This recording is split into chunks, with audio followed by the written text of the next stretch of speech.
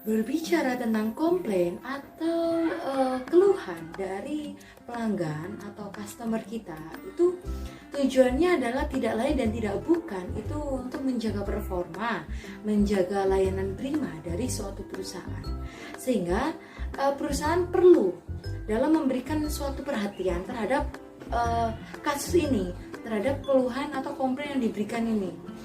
Yang mana nanti komplain ini akan menjadi satu titik positif yang dipandang dari satu konteks yang dapat membangun perusahaan itu menjadi lebih baik.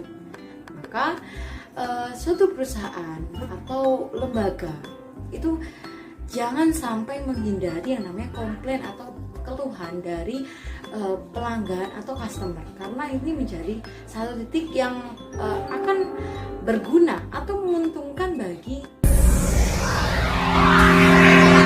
Assalamualaikum warahmatullahi wabarakatuh. Selamat pagi, siang, dan malam bagi dosen dan rekan-rekan sekalian. Saya Fika Dianti dengan NIM 202137. Di sini saya merupakan perwakilan mahasiswa dari Universitas Negeri Malang, jurusan Administrasi Pendidikan, dalam rangka pertukaran mahasiswa antar universitas di Universitas Negeri Padang pada mata kuliah Manajemen Hubungan Masyarakat atau HUMAS. Kali ini saya akan menjelaskan tentang bagaimana mengelola komplain dari pelanggan atau customer kita. Jadi sini saya akan menjelaskan bagaimana pentingnya pengelolaan komplain. Jadi tidak serta-merta komplain itu ada dan diabaikan.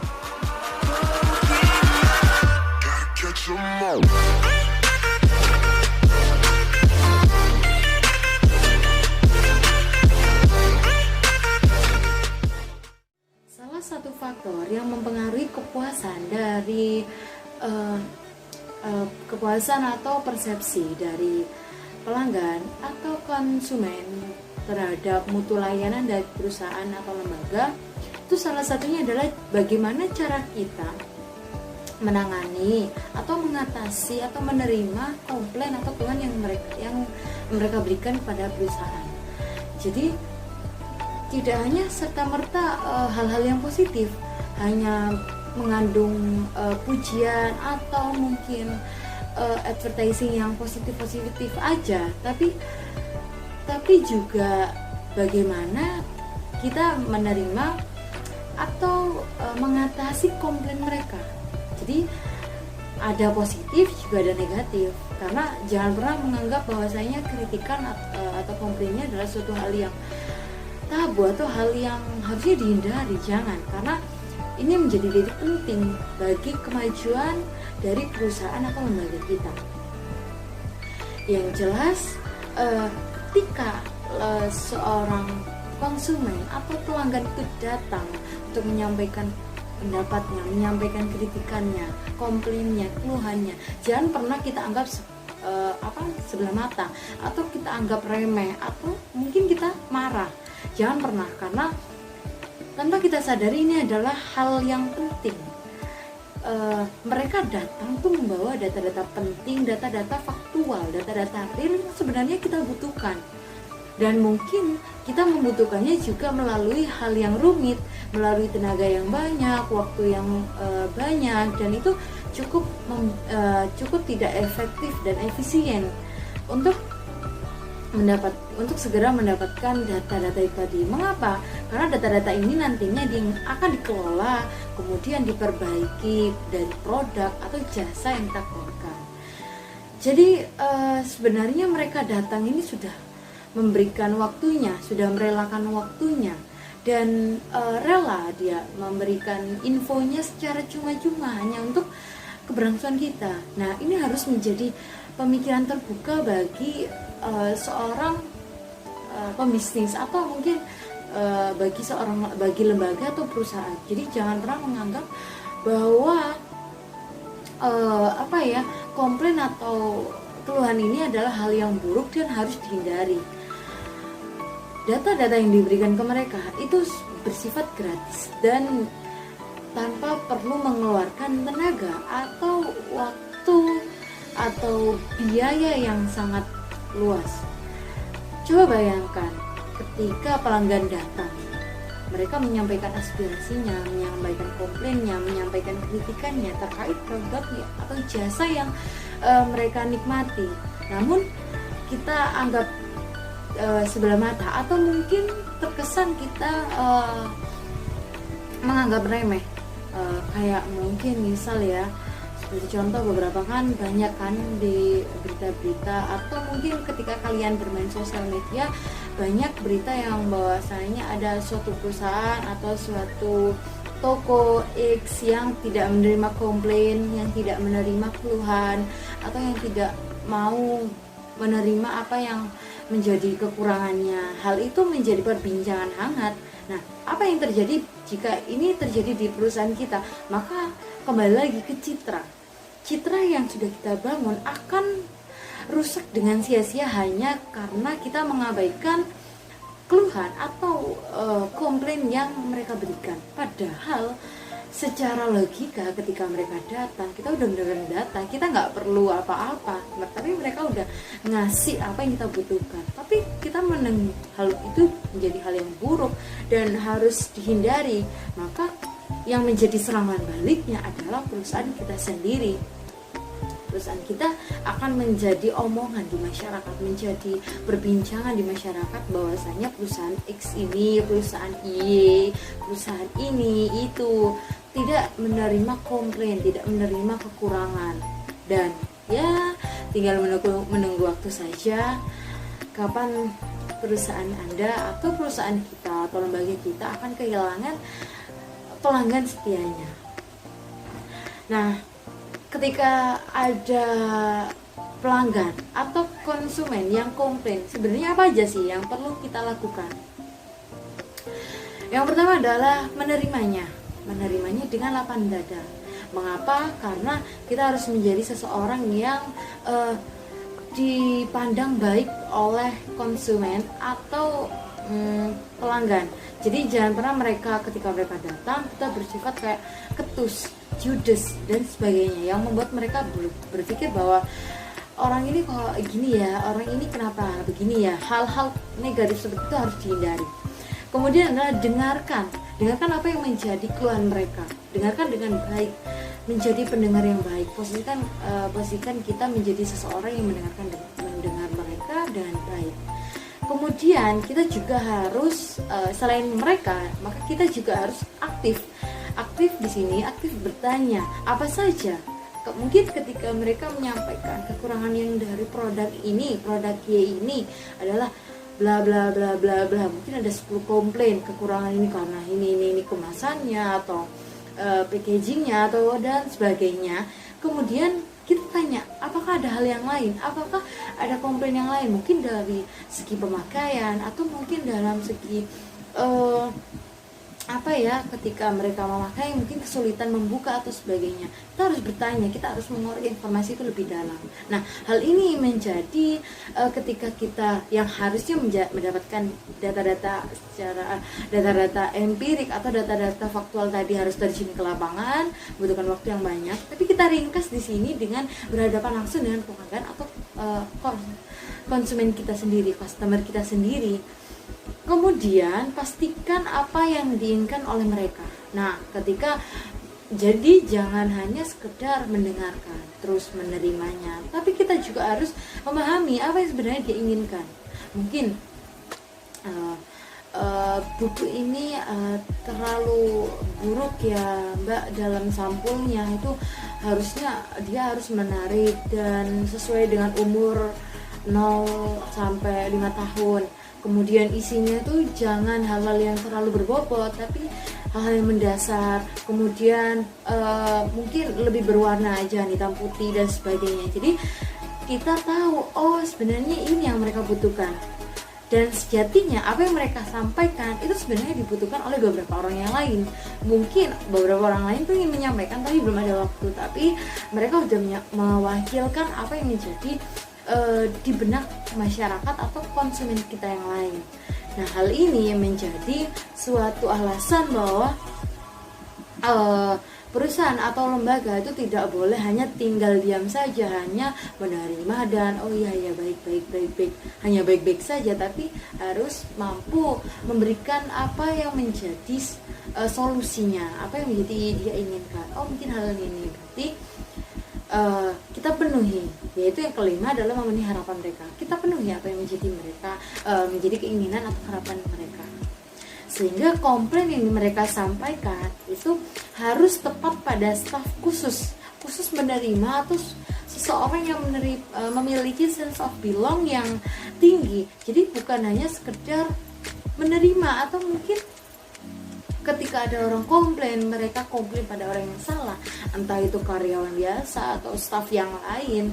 Ketika mereka menerima komplain, oh ya, ketika bukan bagian mereka, ketika mereka sendiri nggak tahu, dan ketika mereka sendiri nggak punya sense of belong, maka yang terjadi adalah hal buruk, citra buruk perusahaan akan menjadi taruhannya. Mengapa? Karena mungkin saja setelah mereka pulang dari berbicara dengan orang yang salah tadi, mereka akan mungkin bercerita ke teman dekatnya. Tapi kita nggak pernah tahu teman dekatnya akan cerita nggak ke orang lain. Sedangkan dunia ini luas, ada jutaan miliaran orang di dunia ini. Jadi nggak mungkin kalau misalnya mereka nggak akan menyebarkan informasi. Hal sekecil ini itu mungkin menjadi bahan pertimbangan. Apalagi ketika perusahaan kita itu udah perusahaan yang ternama, perusahaan besar. Seperti baru-baru ini tuh terjadi perusahaan skincare yang direview di TikTok.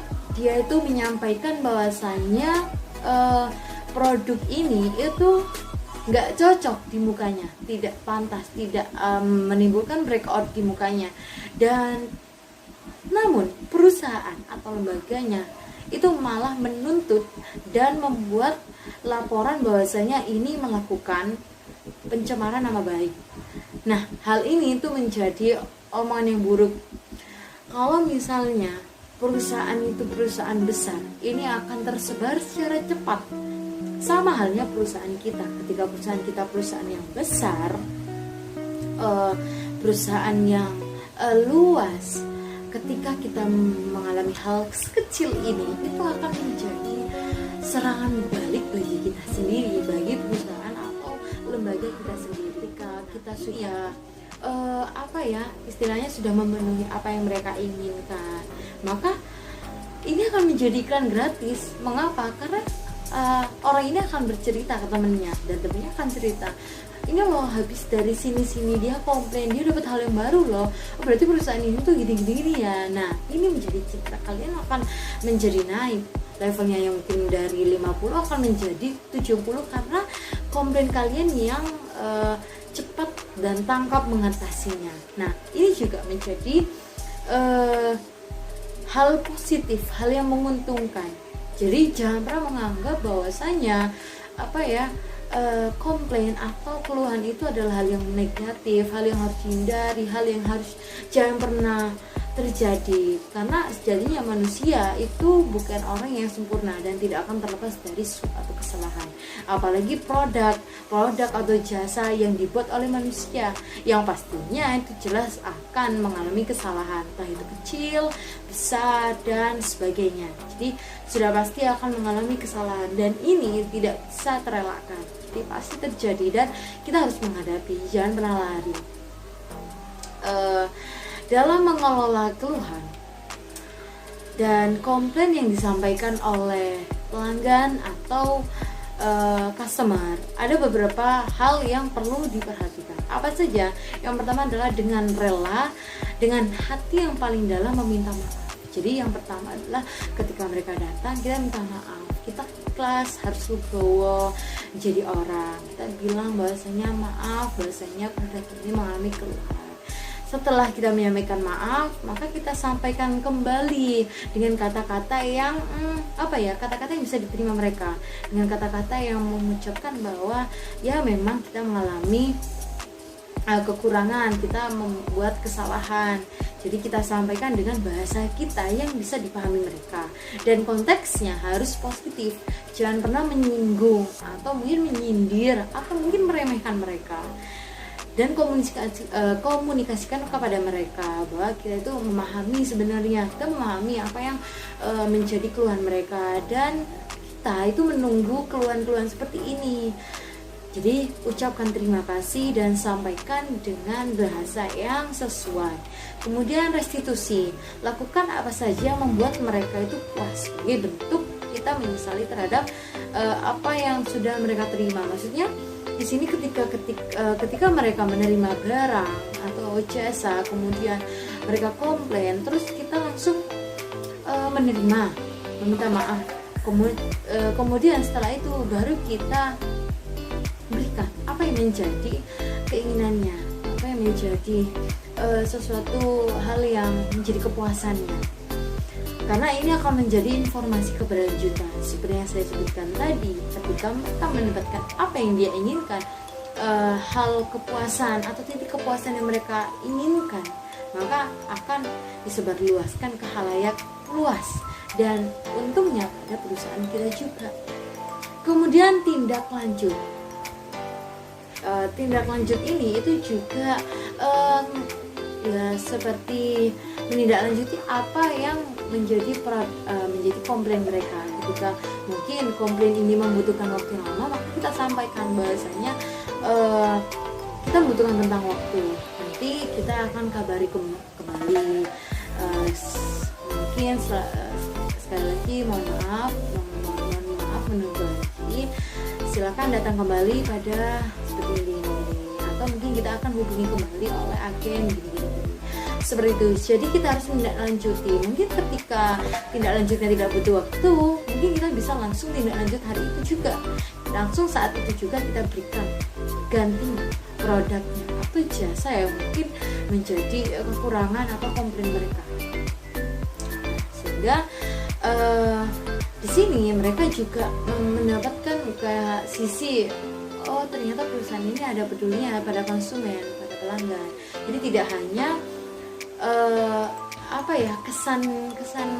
kesan yang sedikit, tapi juga akan mengembalikan citranya, meningkatkan citra dari perusahaan tadi. Nah, bagaimana sih pentingnya menangani komplain dari pelanggan itu tadi? Kalau berbicara penting, ada data yang disampaikan yang mengungkapkan bahwa ada beberapa alasan mengapa seseorang itu tidak mengonsumsi produk atau jasa yang kita keluarkan. Alasannya adalah yang pertama, 1% meninggal dunia, 3% pindah alamat, 5% minatnya berubah, 9% pindah langganan, 15% tidak puas terhadap produk, dan sisanya 68% itu pelanggan yang tidak puas terhadap layanan perusahaan. Nah, layanan perusahaan itu tidak terlepas dari layanan komplain atau mungkin pemberian kritik dari konsumen kepada lembaganya atau perusahaannya. Jadi penting ketika ada survei data yang menunjukkan bahwa 68% seseorang tidak mengonsumsi produk kita itu dikarenakan tidak puas dengan layanan perusahaan, sehingga sangat penting bagi perusahaan untuk menangani atau mengatasi, menerima, mengelola komplain atau keluhan dari pelanggan atau customer. Pengelolaan komplain ini itu juga merupakan manifestasi ilmu tentang strategi pengelolaan komplain atau cara menangani komplain pelanggan, yaitu untuk menciptakan keuntungan dari berbagai faktor sehingga terbentuk model ekonomi yang efisien, dan mengetahui investasi yang sudah kita lakukan itu sebenarnya sudah berhasil atau belum. Manajemen komplain sendiri adalah pengelolaan atas usaha yang kita lakukan dalam kaitannya dengan keberatan dengan komplain yang sifatnya adalah ketidakpuasan dari pelanggan atau customer kita. Sehingga dengan pengertian itu tadi, maka jangan langsung menolak atau menganggap mereka seseorang yang tidak penting. menjadi pelanggan yang tidak penting, karena itu akan menjadi manajemen komplain kita, itu akan menjadi suatu alasan kita bagaimana harus mengelola perusahaan atau lembaga kita menjadi lebih baik. Sehingga bagaimana sebenarnya atau seharusnya yang kita lakukan terhadap komplain yang datang adalah harusnya kita terima dulu. Kita menerima dulu apa yang menjadi komplain mereka. Lalu kita lewati segala proses yang harus kita lalui. Maksudnya proses di sini adalah ketika kita menerima, kita menyampaikan, ketika kita memperbaiki, ketika melola. Itu adalah proses-proses yang kita harus lewati dengan lapang dada, yang nantinya itu akan menjadi umpan balik bagi mereka. Ketika kita memberikan barang dengan senyuman yang mungkin bisa dilevelkan 80%, maka ketika kita menerima komplain, kita juga harus memberikan solusi sebesar juga 80%. Ketika kita memberikan dengan senyuman, dengan pujian, dengan kita meminta mereka untuk membeli produk kita dengan hal-hal yang positif, maka ketika mereka memberikan kita yang katanya hal-hal negatif, padahal mereka itu memberikan keuntungan bagi perusahaan kita, juga harus menerimanya dengan sebesar ya yang kita memberikan kepada mereka. Jika 10% ya kita harus 10%, ketika 100% maka kita harus 100%. Jadi tidak apa ya, jangan pernah terlalu banyak lah atau terlalu rendah untuk menganggap mereka atau meremehkan mereka. Karena secara realita mungkin kita akan merasakan kerugian. Namun jika kita memahaminya dengan logika, dengan realita yang ada, dengan perhitungan masa panjang, maka beberapa waktu yang akan datang kita akan mendapatkan keuntungan. Mungkin saja dengan apa yang kita lakukan, hanya hal sepele, memberikan hal yang terbaik bagi perusahaan, maka konsumen atau pelanggan ini akan membawa konsumen dan pelanggan baru. Nah, kita nggak akan pernah tahu bahwa mereka itu juga menguntungkan dari segi konsumen, dari customernya. Jadi sudah seperti iklan gratis yang pastinya ada dan menguntungkan bagi kita. Maka sebaiknya dengarkan semua komplain yang diberikan. Jadikan ini sebagai masukan bagi perusahaan. Karena sejatinya bisnis itu tidak akan terlepas dari yang namanya komplain. Pasti ketika kita berbisnis, kita berusaha, kita menjadi wirausahawan, kita membangun perusahaan atau lembaga, kita tidak akan terlepas dari yang komplain. Nah, komplain ini tadi adalah hal positif yang harus diperhatikan. Manajemen komplain itu merupakan bentuk dari penanganan atau penataan yang dilakukan oleh lembaga atau perusahaan atas reaksi ketidakpuasan konsumen terhadap produk atau jasa, yang mana fungsi manajemen ini dilakukan oleh perusahaan sehingga barang atau jasa yang mereka terima itu tidak sesuai dengan apa yang mereka inginkan. Nah, manajemen komplain ini bisa menjadi cara atau strategi yang digunakan oleh perusahaan dalam menangani keluhan atau komplain dari konsumen itu tadi. Jadi manajemen komplain itu bagaimana cara kita mengatasi komplain atau keluhan yang kita terima dari konsumen terhadap apa yang mereka terima yang tidak sesuai dengan apa yang mereka inginkan. Walaupun bentuknya itu keluhan, namun ini akan menjadi satu titik positif sebagai landasan dalam mengembangkan kegiatan perusahaan, yaitu dengan memandang keluhan konsumen itu merupakan satu kesempatan yang besar untuk menangani keluhan konsumen ini. Jadi sangat penting jika kita menganalisis lebih dalam lagi, sangat penting bagi perusahaan untuk memiliki manajemen komplain, karena ini akan menjadi satu cara, satu strategi yang bisa mengatasi komplain atau keluhan yang ada pada perusahaan. Nah, berdasarkan catatan keluhan ini menjadi catatan untuk perbaikan kualitas dari suatu produk dan diharapkan tidak akan terjadi lagi di kemudian hari atau di masa yang akan datang. Ada beberapa prinsip yang harus diperhatikan dalam manajemen komplain.